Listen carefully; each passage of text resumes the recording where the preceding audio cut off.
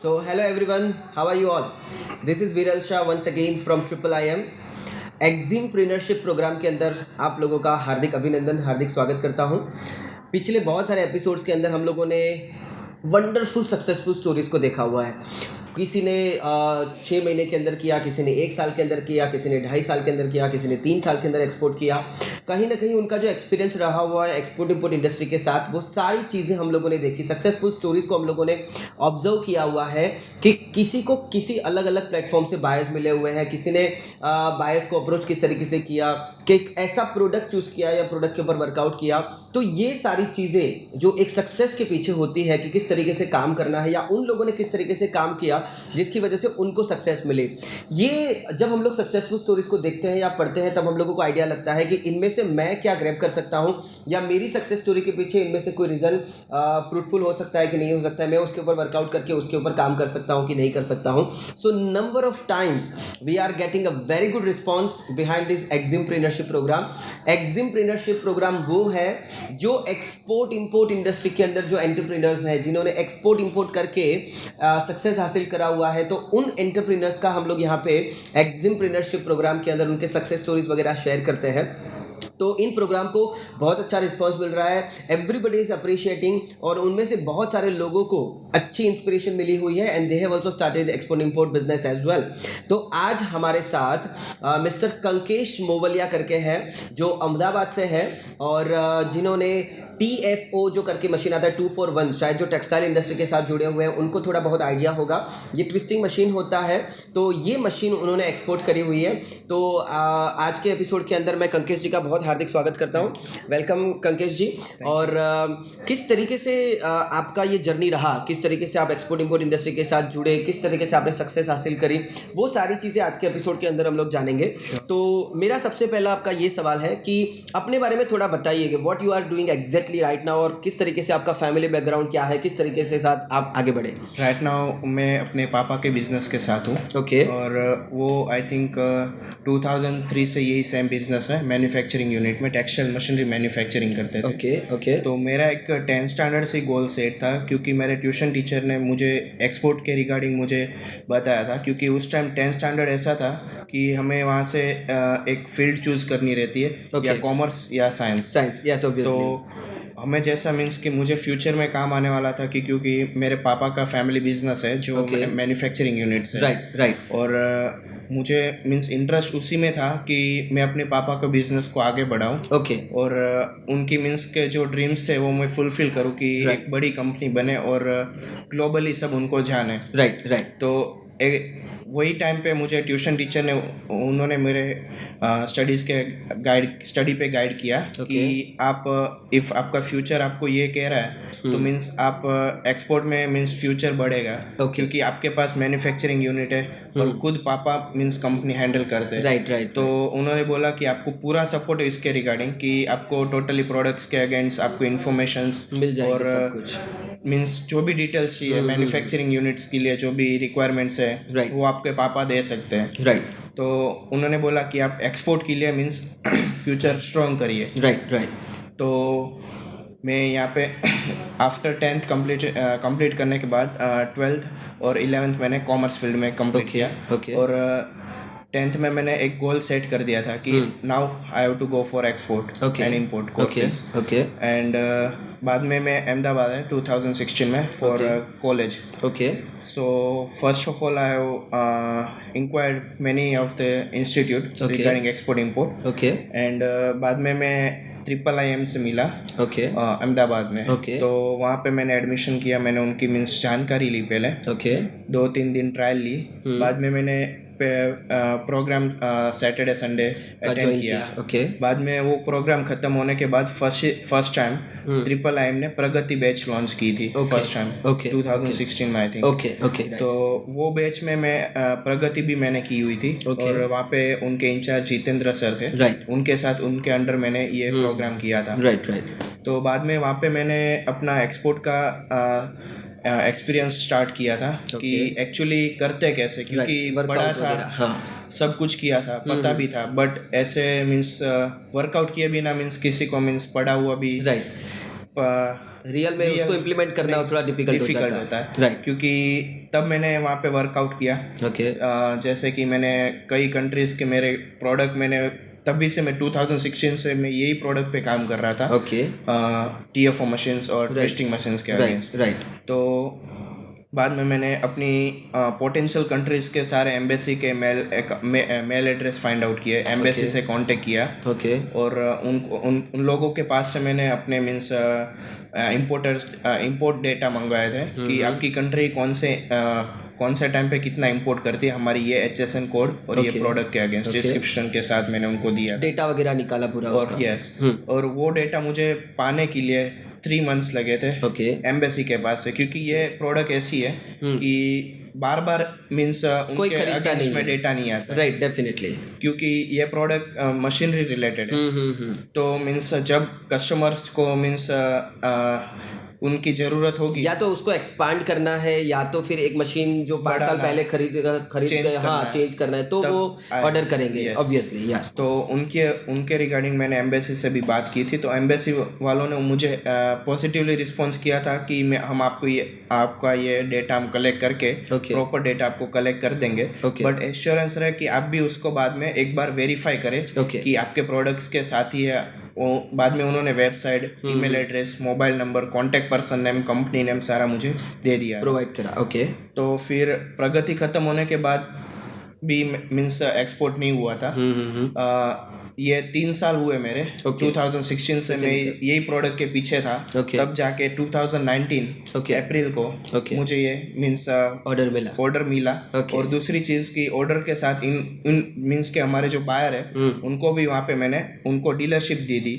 उसका रीज़न ये है कि एजेंट के साथ काम करने में दिक्कत ही आती है कि आज मैं कंपनी मेरे साथ वो काम कर रहा है, कोई दूसरी मेरे कॉम्पिटिटर्स आए तो वो भी उनके साथ काम करेंगे, वो मेरे से 2 पैसे बढ़ के उनको प्रॉफिट मार्जिन देंगे तो वो उनके साथ काम करने लगे। लॉन्ग टर्म बिजनेस नहीं था। राइट, रीजन ये था कि उनको मैं डीलरशिप दे दूं और उनको कॉन्ट्रैक्ट के साथ एक साइन करवा के अपने साथ रख लूं। राइट। तो वो उन्होंने भी मुझे सपोर्ट किया कि हम आपकी डीलरशिप लेंगे। और दूसरी चीज जिसको मैंने डीलरशिप दी है वो जापान के सुडोकुमा वाटर जेट मशीन्स बनाते हैं, एयर जेट मशीन लूम्स बनाते हैं। राइट। वो उनके भी डीलर्स हैं। वाटर जेट के मीन्स पाकिस्तान में उनका बड़ा नाम है MF ब्रदर्स करके। उनके साथ ही मैंने टाइप किया हुआ है। और नेक्स्ट पोजीशन मेरी ये है कि अब मेरी पोटेंशियल कंट्री पाकिस्तान थी तो मैंने वो वहाँ का मैंने सेटअप कर दिया, क्योंकि वहाँ पे मैंने डीलरशिप दे दी है। वहाँ का मुझे ऑर्डर लाने का और कस्टमर को समझाने की टेंशन अब मुझे नहीं है, क्योंकि यहाँ पे मेरे एक डीलर बैठे हुए, एक एज माई सेकेंड ऑफिस, कि मैं उनको बोल सकता हूँ कि यहाँ पे मेरे पर्सन है, कॉन्टेक्ट पर्सन, आप उनको डायरेक्ट कॉन्टेक्ट कर लो। आप उनको आपको टोटली प्राइसिंग वगैरह प्रोडक्ट वाइज से मिल जाएगी, वहाँ पे मिल जाएगा। राइट। और ये हमारा फर्स्ट डिस्प्ले मशीन भी है जो वहाँ पे मीन्स एज डिस्प्ले वहाँ पे रखा हुआ है। Okay fine, that's great, that's sounds great.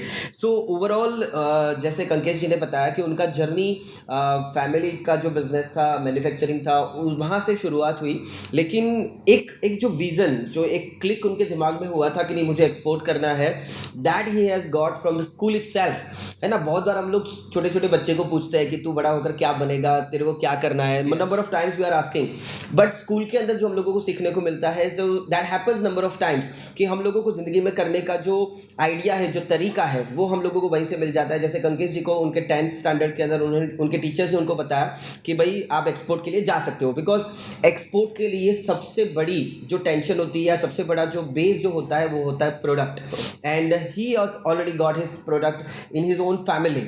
उनके पापा का जो मैन्युफैक्चरिंग बिजनेस था वहीं से उनको ये प्रोडक्ट मिल गया। अब उस प्रोडक्ट के बारे में नॉलेज लेना है तो वो भी घर के अंदर था, तो वो भी अच्छा सा वहाँ से नॉलेज आपको मिल गया, और धीरे धीरे करके फिर आप ट्रिपल एम के टच में आए।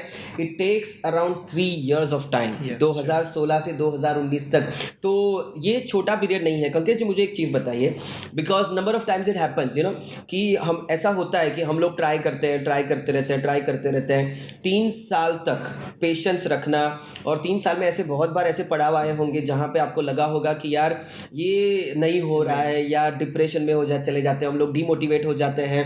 तो ऐसा कोई पड़ाव आया हुआ रहेगा और उसको आपने किस तरीके से ओवरकम किया? यस, मैं अब इंडोनेशिया कंट्रीज की मैं बात कर रहा हूँ। Indonesian, okay. वहाँ पे जकार्ता में एक पर्सन है। मैं जब 2016 बैच मैंने ज्वाइन की ना, हाँ, तब वहाँ से मुझे इंडियन एम्बेसी ऑफ इंडोनेशिया ने मुझे वहाँ पे कॉन्टेक्ट बाय एजेंट्स के उन्होंने प्रोवाइड किया।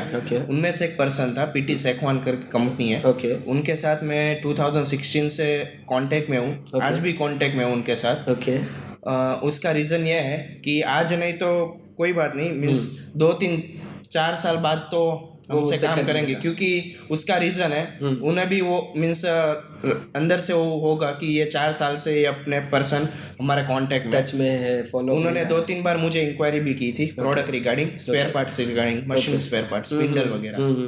तो मैंने उनके लिए कोटेशंस वगैरह प्रिपेयर भी किए थे। और उन्होंने क्या मीन्स कि वो एजेंट है, दूसरे कंपनीज के साथ भी काम करते हैं। राइट। जैसे कि टर्कीज कंपनी है, वहाँ की कंपनीज उनके अंडर काम करती है इंडोनेशिया में। तो वो पहले मीन्स जापान मुराता करके है। मुराता जो हमारे जैसे टीएफओ मशीन्स मैन्युफैक्चरिंग करती है, वो उनके डिस्ट्रीब्यूटर्स है। तो वो पहली प्रायोरिटी मुराता को देंगे, बाद में हमें देंगे। बट वहाँ पे एक्चुअली 2017 में उन्होंने मुझे स्पिंडल रिगार्डिंग इंक्वायरी की थी, क्योंकि उनको जो वहाँ पे कंपनी थी मुराता, वहाँ पे जो ट्विस्टिंग मशीन चल रहे थे, उनकी आई थिंक बहुत साल पुराने मशीन्स थे, अराउंड 15 to 20 years ओल्ड। तो वो एक कंपनी से मिले थे वहाँ, तो उनको स्पिंडल्स चेंज करनी थी। तो वही इंक्वायरी से मुझे फॉरवर्ड की। मैंने उनको कॉस्टिंग दिया, डिफरेंट प्रोडक्ट रेंज थी स्पिंडल्स में भी, क्योंकि उसके अंदर भी ज़्यादा डिफरेंट पार्ट रहते हैं कि क्वालिटी वाइज रहते हैं। तो मैंने उनको शेयर किया। बाद में वहाँ पे सारा कुछ शेयर करने के बाद मैसेजेस, ईमेल भी मैंने किया था। बाद में उसके पास से कोई मुझे पॉजिटिव रिस्पॉन्स नहीं मिला था। उस टाइम मैं थोड़ा डिप्रेस हो गया था कि ना ही तो मशीन्स एक्सपोर्ट हो रहा है, ना स्पेयर पार्ट्स जा रहा है। तो फिर मैंने उस टाइम मीन्स एज कठिन होके अंदर से मैंने ये छोड़ नहीं दिया। क्योंकि बाद में मुझे धीरे धीरे ये रिसर्च करते करते एक चीज़ मालूम पड़ी कि टेक्सटाइल मशीनरी के इफ़ मुझे एक्सपोर्ट करना है, तो जो कुछ भी कंट्री, जो कोई भी कंट्री यूज़ कर रहा है वो सारी मुस्लिम कंट्रीज है। इंडोनेशिया, पाकिस्तान, बांग्लादेश, ये सारी मुस्लिम कंट्रीज है और वहाँ ही ये सारे मशीन्स चलते हैं टेक्सटाइल रिलेट। वहाँ पे सारा प्रोडक्ट्स वगैरह चीप रेट में बांग्लादेश में होता है, बट यहाँ से मशीन जाते हैं वहाँ वो थ्रेड बनाते हैं, बाद में वही मशीन से वो चीप रेट में यहाँ पे वापस अपने फिनिश गुड बनाते हैं। सही बात है। तो वापस मैंने पाकिस्तान एम्बेसी में कांटेक्ट किया, तो वहाँ से भी मुझे बाय लिस्ट मिला। तो उस पर भी मीन्स 2-3 एजेंट से मेरी बात हुई। तो जो मैं अभी MF ब्रदर्स की बात कर रहा हूँ ना, वो मुझे 2018 में मिले थे। और मैं 1 साल उनके साथ कांटेक्ट में था। Good morning, good evening, regular messages, festival wishes. Afterwards में कोई भी प्रोडक्ट मीन्स हमारे फैक्ट्री पे बनती है, तो उसके वीडियोस। और फिर दूसरी चीज़ की जब मीन्स हमारे यहाँ पे लोकली मशीन, जो नया मशीन स्टार्ट होता है, उसके वीडियोस मैं खुद ही एडिटिंग करके अपने यूट्यूब चैनल पे लगाता था। और वहाँ पे मीन्स उनको भी ये शेयर करता था, और फेसबुक पेज वगैरह शेयर करते करते वेबसाइट भी शेयर की थी। बाद में एक टाइम ऐसा है, उन्होंने मुझे सामने से मैसेज किया कि हमें ये प्रोडक्ट की रिक्वायरमेंट है, आप कर सकते हो? तो मैंने बोला ठीक है, आप मुझे सिर्फ यान दे दो, क्योंकि मुझे मेरे पापा का सपोर्ट मुझे पूरा था। क्योंकि उन्होंने मुझे बोला था कि तुझे इफ मशीन सेल करना है ना, तो सिर्फ मेरे पास तो यान लेके आ, कोई भी मशीन मांगेंगे हम बना के उनको डेवलप कर देंगे हमारे खुद से। तो उन्होंने मुझे बताया था कि ये जो हमारे कंसर्न है, उन्होंने मुझे बोला कि ये रिक्वायरमेंट है, ये चीज़ है। तब पापा ने बोला कि उनके पास से एक सैंपल मंगवाना है। तो जैसे कि वो पाकिस्तानी कंट्री, पाकिस्तान था, तो वहाँ से पार्सल आया। सूरत भी पहुँच गया, लस्काना से वापस चला गया। क्योंकि उसका रीज़न था कि वहाँ पे उन लोग को क्या है कि मीन्स जैसे कि पाकिस्तान को उनको पार्सल मिला, DHL में आया था। DHL वाले ने मीन्स DHL वालों को मीन्स डाउट किया, वो पार्सल परमिशन के बिना, हमारी परमिशन के बिना वो ओपन भी नहीं कर पाते। वापस उन्होंने कस्टम में भेजा यहाँ सूरत से। तो उन्होंने चेक किया तो था कुछ नहीं, थ्रेड ही था। तो भी उन्होंने मीन्स रिजेक्शन करके वापस पार्सल भिजवा दिया। तो कंसर्नी ने बोला ये प्रॉब्लम हुआ, पार्सल मेरे पास वापस आ चुका है। तो फिर मैंने बोला ठीक है, आप मुझे सिर्फ अपनी रिक्वायरमेंट टोटली जो भी है 100% स्पेसिफिकेशन के साथ आप मुझे दे दो। इनकेस आपके पास वहाँ बाजू में कोई मशीन भी चल रहा है वो भी आप बता दो कि इस तरह आपको ये यान बनाना है। तो उन्होंने बाद में हमने व्हाट्सएप थ्रू वीडियो थ्रू हमने बाद में उनसे काम किया था। और वही मशीन आज वहाँ जाके चल रहा है। वाह, दैट्स रियली नाइस।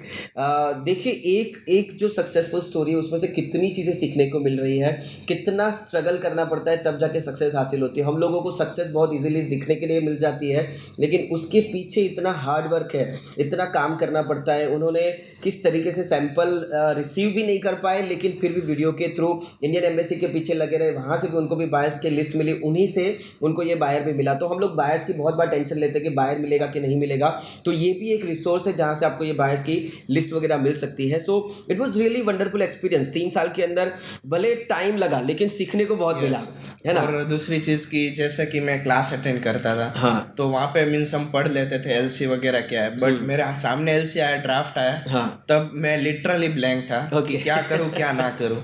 क्योंकि उस टाइम जब हम पढ़ रहे थे तब हमारे पास एग्जाम्पल था, अभी जब हमारे हाथ में आया तो वो ओरिजिनल था, रियल था। तो उसके अगेंस्ट हमें कैसे मीन्स काम करना है, क्या ड्राफ्ट है, इसमें क्या चेंजेस करवाने, उसके रिगार्डिंग भी मैं बाद में मैंने जितेंद्र सर को मैंने फ़ोन किया कि सर ऐसा ऐसा है, मेरे पास एलसी ड्राफ्ट आया, आप मुझे प्लीज़ इसके रिगार्डिंग हेल्प करोगे। तो सर ने बोला डेफिनेटली। तो मैंने उनको भी एलसी ड्राफ्ट मैंने शेयर किया। बाद में यहाँ पे हर्ष सर है, उनको मैं मिलने आया यहाँ पे। तो उन्होंने भी चेक किया, यहाँ से भी मुझे पूरा सपोर्ट मिला था। और लॉजिस्टिक भी मैंने यहाँ से जब मीन्स पाकिस्तान भिजवा है, मैंने IIM से ही मैंने लॉजिस्टिक का मीन्स सपोर्ट डिपेंड और सपोर्ट भी उनके पास से ही लिया था।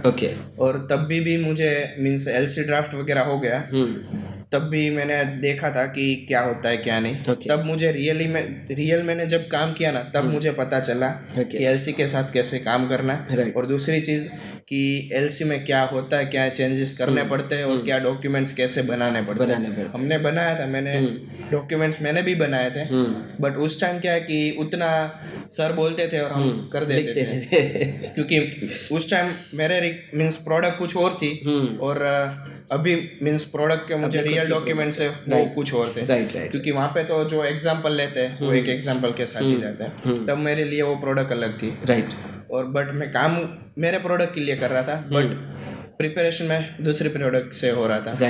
तो वो डिफ़िकल्टी मुझे यहाँ फेस करनी पड़ी थी, बट यहाँ से मेरा वो सब सॉल्व हो चुका था, मोस्ट ऑफ थिंग्स। और बाद में डॉक्यूमेंट्स सारे बन गए। तब यहाँ पे हम अभी पुलवामा अटैक जम्मू कश्मीर वाला, बस उसी टाइम हमारा एलसी कंफर्म हुआ था। Oh my God.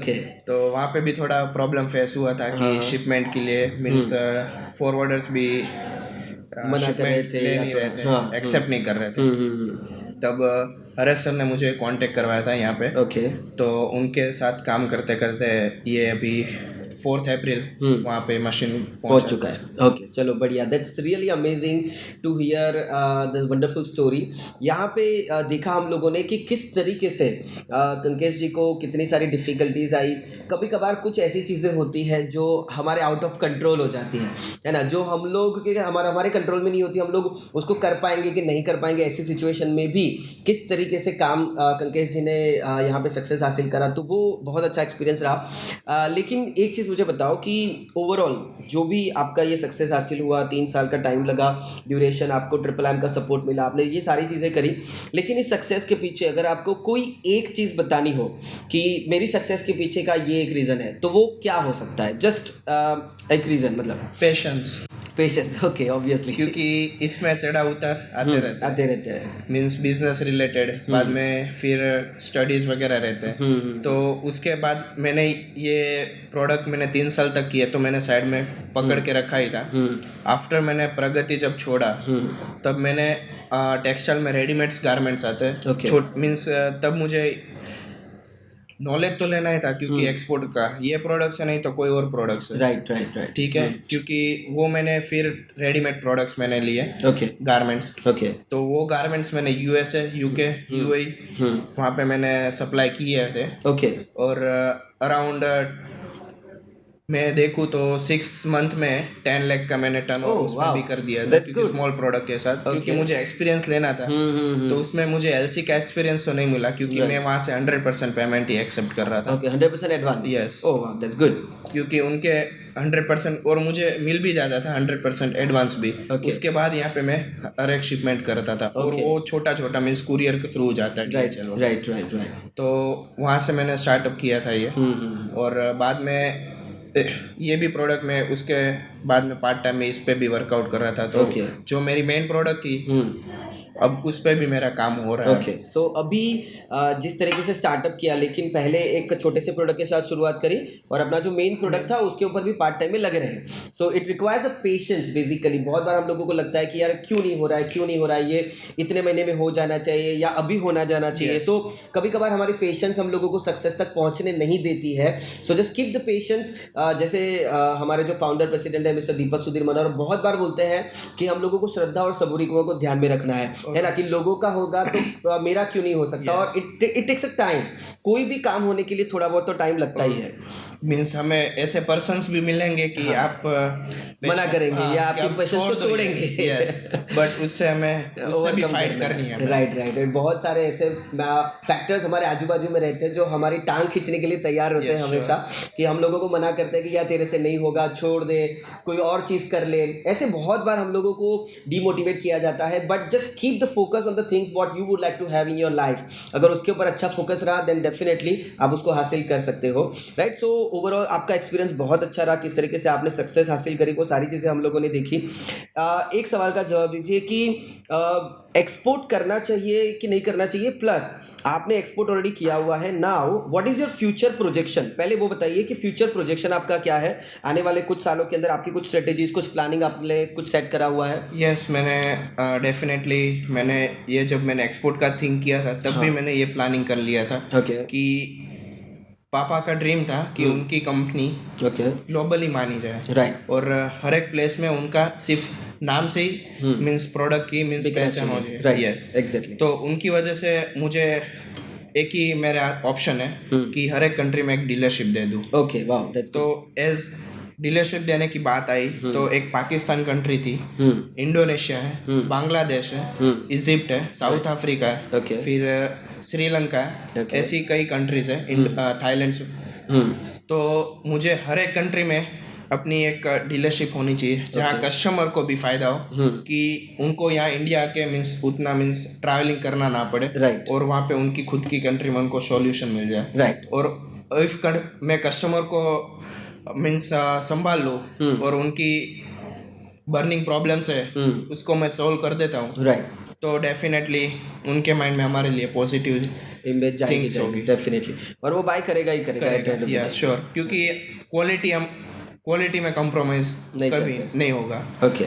और उनको कस्टमर्स यहाँ लोकली पता नहीं क्या होता है, कस्टमर्स को क्वालिटी वगैरह यहाँ पे हम नहीं देखते, बट वहाँ आउट ऑफ कंट्री ऐसी चीज़ है कि हर एक को परफेक्शन और क्वालिटी और आफ्टर सेल सर्विस चाहिए डेफिनेटली। और वो चीज़ तब पॉसिबल है कि कोई कंट्री के अंदर हमारी एक ऑफिस हो या कोई हमारा एक बंदा हमारा वहाँ पे बैठा होना चाहिए। एग्जैक्टली। कि वहाँ जाके उनको समझा सके, वापस कोई रिपेयर करना हो तो वहाँ से वो अपनी टीम भेज सके। राइट। Okay, fine.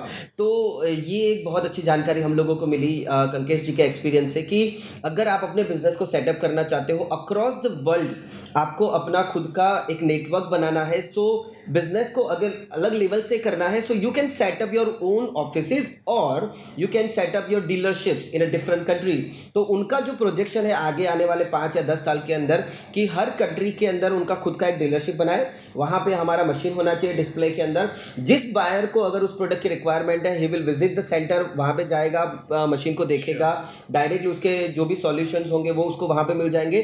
डेफिनेटली अगर बायर को अच्छी तरीके से सेटिस्फाई करोगे, he is going to buy your product. Dealership से और एक भी फायदा है, क्योंकि हमारा इन्वेस्टमेंट भी वहाँ नहीं लगता एडवर्टाइजिंग वगैरह, क्योंकि जो पर्सन को हम दे रहे हैं उसको हम कमीशन दे देते हैं। राइट। तो वो कमाने के लिए खुद मेहनत भी करेगा। राइट तो उसका डीलरशिप का अपना एक फ़ायदा है, वो बंदा खुद अपने लिए काम करता है और हम लोग उसको कमीशन बेस के ऊपर उसको बिजनेस देते हैं। So that's really great.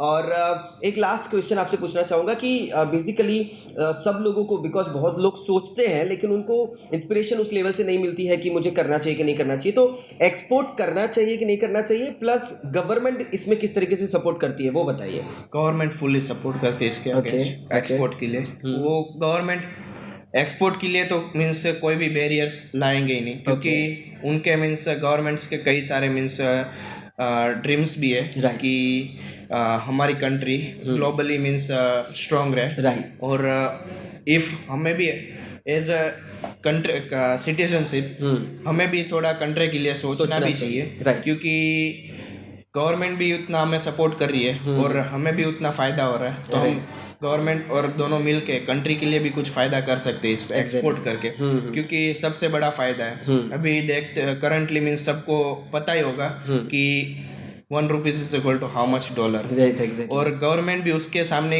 अभी काम कर रही है कि डॉलर और रुपीज़ को एक साथ लाने के लिए। बट उसमें टाइम लगता है, टाइम लगेगा भी उसमें, और हमें भी सपोर्ट करना पड़ेगा, तब ये हो पाएगा, वरना वो भी नहीं होगा। Right exactly. सो जैसे इन्होंने बताया कि एक तो उनकी जो जर्नी की शुरुआत हुई थी वहीं से गवर्नमेंट ने उनको सपोर्ट करना शुरू कर दिया था। जैसे हमारी Indian embassy in targeted country है तो वो भी एक गवर्नमेंट डिपार्टमेंट है, और उन्होंने ही जो बायर्स की लिस्ट प्रोवाइड करी थी उनमें से ही उनका ये काम हुआ है। सो बेसिकली गवर्नमेंट बहुत अच्छे से सपोर्ट ले रही है। हम लोगों ने भी बहुत बार आप लोगों को बताया हुआ है कि हम लोग मिशन गोल्डन बर्ड के अंदर काम कर रहे हैं। We would like to bring those golden bird days back in India. हम लोग वो सोनेरी चिड़िया वाले दिन वापस लाना चाहते हैं, और इसी का एक पार्ट है जहां पे हम लोग मैक्सिमम एक्सपोर्टर्स खड़ा करना चाहते हैं। जैसे कंकेश जी ने बताया, बिल्कुल सही बात है ना। जैसे लास्ट एपिसोड के अंदर या शायद एक एपिसोड के अंदर मैंने शेयर किया था आप लोगों के साथ कि जॉन एफ कैनेडी ने अपने जो एड्रेस के अंदर, अपने जो स्पीच के अंदर एक पहला एक सेंटेंस बोला था कि हम लोग हमेशा यही सोचते हैं कि कंट्री ने हमारे लिए क्या किया है ना। कभी कभार हम लोगों को ये भी सोच लेना चाहिए कि हम लोगों ने कंट्री के लिए क्या किया है। So now it's our turn. Country तो हमारे लिए बहुत कुछ कर रही है, गवर्नमेंट हमारे लिए बहुत कुछ चीज़ें कर रही है। Now it's our turn to give the return.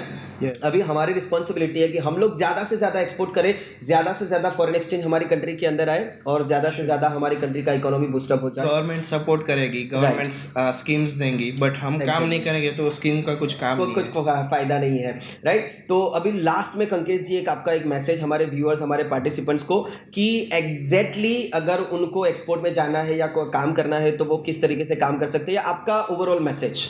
बस मैं वही कहना चाहता हूँ कि इफ़ आप कोई ऐसी टफ प्रोडक्ट लेके बैठे हो तो आप उसके अगेंस्ट पेशेंस रखो कि आपको मीन्स उस पर सक्सेस मिलेगा ही, क्योंकि उसमें आप मीन्स वर्कआउट करोगे तो कई मीन्स ग्लोबली आप देखो तो कितनी सारी कंट्रीज है, हर एक कंट्री को कुछ ना कुछ ज़रूरत तो है ही, और एक दिन आज नहीं तो कल नहीं तो परसों उसको वो चीज़ चाहिए, आपके पास से ही वो आएगी।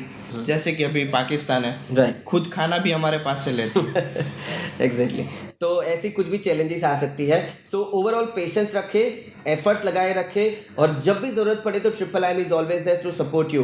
राइट। तो it was really wonderful experience. Kankesh ji आपका बहुत बहुत शुक्रिया मैं करता हूँ यहाँ पे, और आपको बहुत कॉन्ग्रेचुलेशन करता हूँ, और आने वाले टाइम के अंदर आपके लिए बहुत शुभकामनाएं करता हूँ कि जो भी आपके ड्रीम्स है, जो भी आपके प्रोजेक्शंस है, वो आपके पूरे हो। Thank you very much for being with us, and you guys please be with us on this Eximpreneurship program. Thank you very much. Wish you very best of luck. Thank you very much.